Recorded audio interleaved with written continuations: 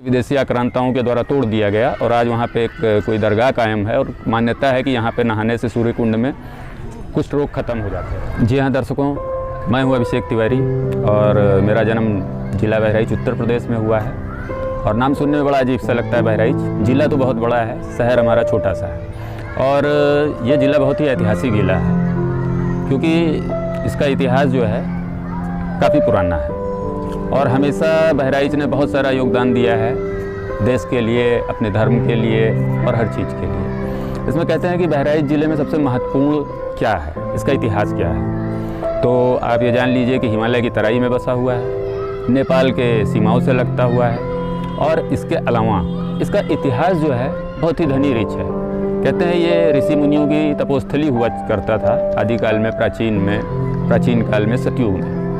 और इसका जो नाम पड़ा है बहराइच, वो वास्तव में ब्रह्माइच है, जिसको बाद में बदल दिया गया क्योंकि भर जाति के राजाओं का, राजभर जाति का इसमें शासन था, जिस कारण इसका नाम भर्राइच और भर्राइच करते करते बहराइच हो गया। पौराणिक कथाओं या जो भी हमने अभी तक सुना है उसके अनुसार ये राजा कुश की राज्य था, राजा कुश का राज्य मिला था, श्रावस्ती राजधानी थी इसकी। और अब तो हालांकि जिला बदल दिया गया है, मतलब डिवाइड कर दिया गया है, जो कि श्रावस्ती और बहराइच हो गया है। इसके अलावा गौतम बुद्ध की भी ये तपोस्थली रही है बहराइच जिला। इसके अतिरिक्त यहाँ पे एक स्थान है तुलसीदासपुर, पयागपुर के नज़दीक पड़ता है। बहराइच में एक कस्बा है, गाँव है पयागपुर, टाउन एरिया है। वहाँ पे तुलसीदास जी प्रवास करते थे और वहाँ पे हज़ारों साल से आज भी वहाँ मेला लग रहा है कुंड पे। और यहीं वो स्थान है, कहते नहीं है बजरंगबली बैठे थे और भीम ने उनकी पूंछ उठाने की कोशिश करी। समय मिलेगा तो मैं आपको वहाँ पे ले चलूँगा उस स्थान पर।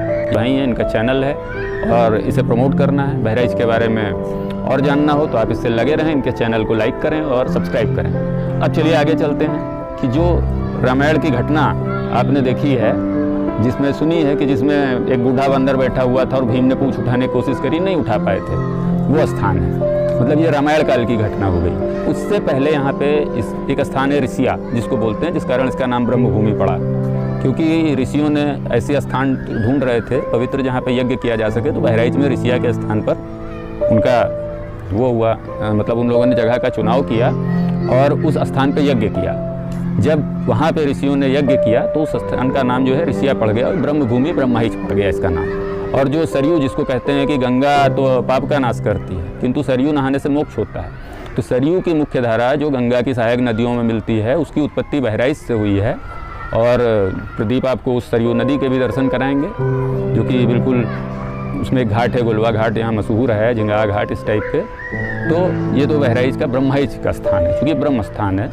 और इसके अतिरिक्त बहराइच का इतिहास ये रहा है कि आप लोगों ने सूर्य मंदिर के बारे में सुना होगा। बेसिकली नक्षत्रशाला होती थी वो, जो कि आप कोणार्क में देखते हैं, उसी का ठीक डमी सूर्य मंदिर यहाँ पे था एक युग में, मतलब एक समय में, जो कि इसके बारे में प्रसिद्ध था बहराइच के बारे में कि सूर्य की प्रथम किरण